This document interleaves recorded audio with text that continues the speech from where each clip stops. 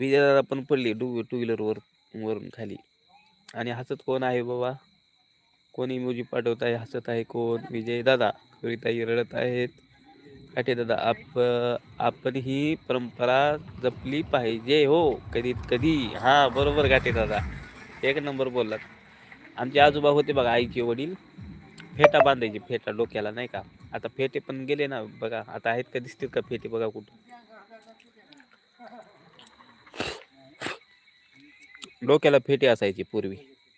लाल फेटा, पिवळा फेटा, परत